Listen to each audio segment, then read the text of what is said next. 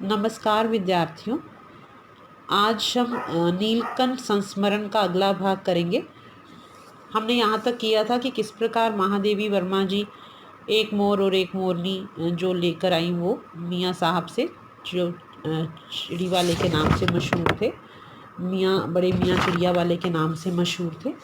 और लेकिन घर में आते ही सभी ने कहना शुरू कर दिया कि ये तीतर के बच्चे हैं, तो ऐसा कहने से उनको वो चिढ़ गई थोड़ी सी और उनमें उनके व्यवहार में और विशेषता आ गई और उनके लिए वो ज़्यादा कार्य उन बच्चों के लिए, मोर के बच्चों के लिए करने लगी। तो आगे से कहानी पढ़ते हैं हम। पेज नंबर पृष्ठ संख्या 100। पहले अपने पढ़ने लिखने के कमरे में उनका पिंजरा रखकर उसका दरवाज़ा खोला, फिर 2 कटोरों में सत्तू की छोटी छोटी गोलियां और पानी रखा। वे दोनों चूहेदानी जैसे पिंजरे से निकलकर कमरे में मानो खो गए, कभी मेज़ के नीचे घुस गए, कभी अलमारी के पीछे। मतलब उन्होंने क्या किया कि जो जहाँ पे वो पढ़ती लिखती थी, जो उनका स्टडी रूम था, वहाँ पे उस कमरे में उन्होंने वो पिंजरा रख दिया और उसका दरवाज़ा खोल दिया, जिससे कि उन्हें घुटन महसूस ना हो मोर और मोरनी के बच्चों को। फिर 2 कटोरों में सत्तू की छोटी छोटी गोलियाँ, सत्तू मतलब 4-5 तरह के अनाज को मिलाकर उसमें थोड़ा गुड़ वगैरह मिलाकर, ये एक ऐसा खाने के लिए पक्षियों के बड़ा अच्छा और बड़ा संतुलित आहार होता है। तो वो गोलियां उन्होंने रखी, पानी रखा, जिससे कि उनको जो है वो पूरा न्यूट्रिशन मिलता रहे, संतुलित आहार मिलता रहे। और वो दोनों वो पिंजरे में से निकल के बड़े खुश हुए। चूहेदानी जैसा तो पिंजरा था उनका, और ऐसे लगा क्योंकि वो छोटे छोटे थे और कमरा बड़ा था, लग रहा था कमरे में कहीं खो ही गए।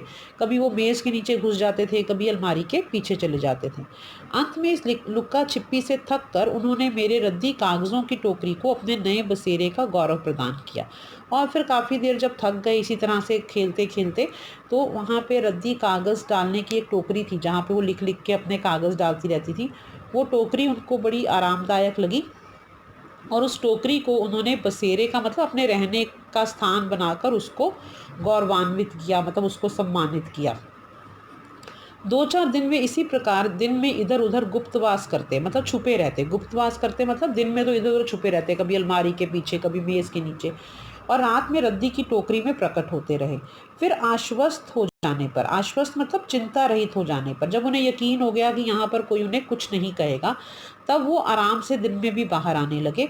कभी मेरी मेज़ पर, मतलब लेखिका की मेज़ पर, कभी कुर्सी पर और कभी मेरे सिर पर अचानक आविर्भूत होने लगे। मतलब यहाँ इतने ज़्यादा वो आराम के उसमें आ गए और इतना ज़्यादा अच्छा उन्हें लगने लग गया वहाँ पर कि कमरे में तो बाहर निकल के आ ही जाते थे, लेकिन कभी-कभी लेखिका के सिर पर भी अचानक प्रकट हो जाते थे। आविर्भूत होने लगे मतलब अचानक प्रकट हो जाना, अचानक प्रकट हो जाते थे। खिड़कियों में तो जाली लगी थी, पर दरवाज़ा मुझे निरंतर बंद रखना पड़ता था।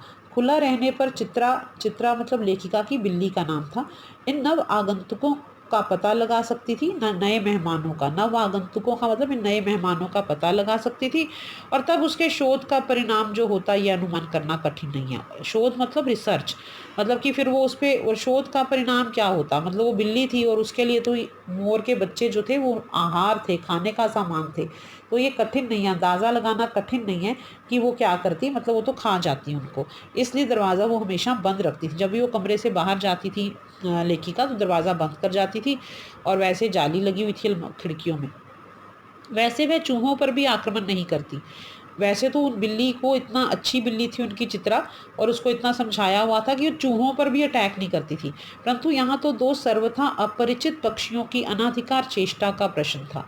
लेकिन क्योंकि वो घर के चूहों को पहचानती थी, लेकिन यहाँ तो 2 सर्वथा मतलब बिल्कुल, अपरिचित मतलब अनजान पक्षियों की अनाधिकार, बिना किसी अधिकार के, अनाधिकार बिना किसी अधिकार के चेष्टा का, कि वो जो कोशिश कर रहे थे बिना किसी अधिकार के इस घर में प्रवेश करने की। चित्रा को तो नहीं पता ना कि लेखिका जो है वो अपने मन से लेकर आई है। चित्रा को तो यही लगता बिल्ली को कि भाई ये कहीं अचानक से कोई 2 अलग से प्राणी आ गए हैं और इनका तो कोई अधिकार भी नहीं है, तो वो आसानी से उनको खा सकती थी। इसलिए दरवाज़ा बंद रहे और ये दोनों उसकी दृष्टि में, मतलब चित्रा की दृष्टि में, ऐरे गहरे मेरी मेज़ को अपना सिंहासन बना लें। ये स्थिति चित्रा जैसी अभिमानी मार्जारी के लिए असह्य ही कही जाएगी। मतलब वो बहुत ज़्यादा अभिमानी थी, बड़ी ईगोइस्टिक थी। अभिमानिनी को हम इंग्लिश में क्या कहेंगे, ईगोइस्टिक थी। तो ऐसी मार्जारी, मार्जारी मतलब बिल्ली, ऐसी ऐसी इगोइस्टिक बिल्ली के लिए ऐसी अभिमाननी घमंडी, हिंदी में इसको अर्थ है घमंडी, तो ऐसी घमंडी बिल्ली के लिए ये सहन नहीं होगा उससे, असह्य मतलब ये उससे सहन नहीं होगा कि ऐसे दो प्राणी जो हैं छोटे छोटे पक्षी और लेखिका की मेज़ को अपना सिंहासन बना लें।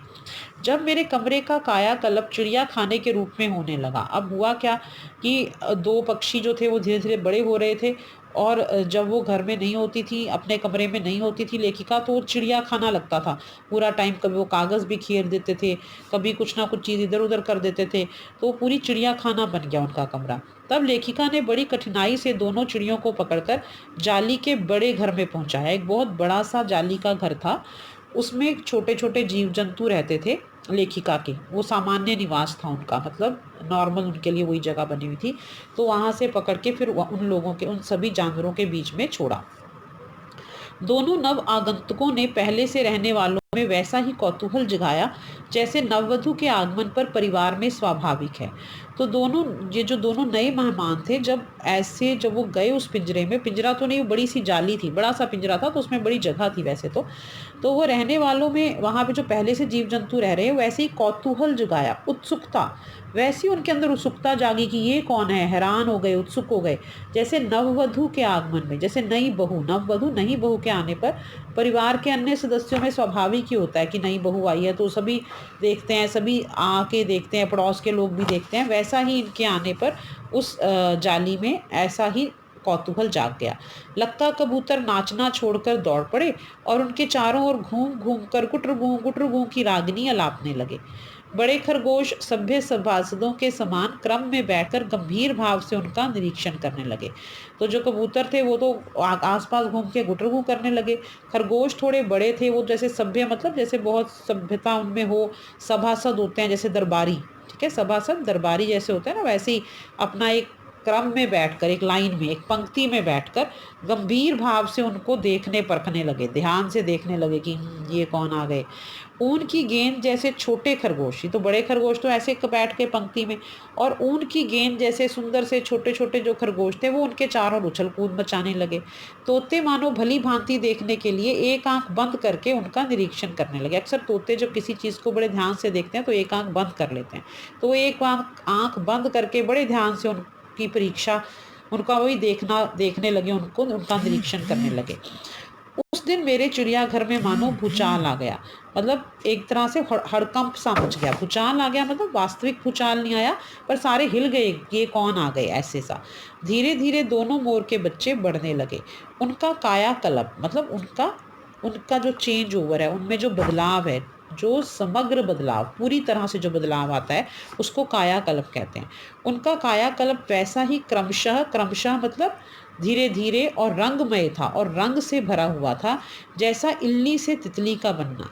जैसे तितली बनती है ना, तितली से पहले जब वो छोटे बच्चे के रूप में, बीज के रूप में होती है, बिल्कुल भी सुंदर नहीं होती, लेकिन जैसे जैसे वो तितली बनती है और पूरी तितली बन जाती है तो आपने देखा कि वो कितनी सुंदर होती है।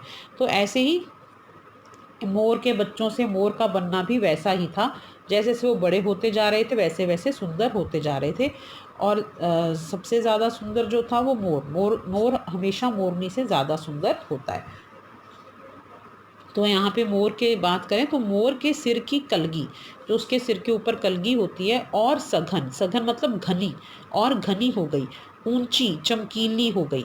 चोंच अधिक बंकिम मतलब अधिक तीखी, पैनी तीखी। बंकिम का मतलब भी टेढ़ी थोड़ी सी, और उसमें मतलब टेढ़ी, बंकिम का मतलब टेढ़ी तो नहीं कहेंगे, लेकिन उसमें कर्व आ गया, जैसे एक पूरा जो उसका कर्व होता है ना। तो चोंच अधिक बंकिम और पैनी नुकीली हो गई। गोल आंखों में इंद्रनील की नीलाभ द्युति, नीलाभ मतलब नीली चमक, और द्युति का मतलब होता है चमक, नीली आभा वाली, नीली ज्योति वाली चमक। नीलाभ मतलब नीली ज्योति वाली, द्युति मतलब चमक, और गोल आंखों में नीली नीली चमक झलकने लगी, जैसे नीली नीली रोशनियां निकल रही हों।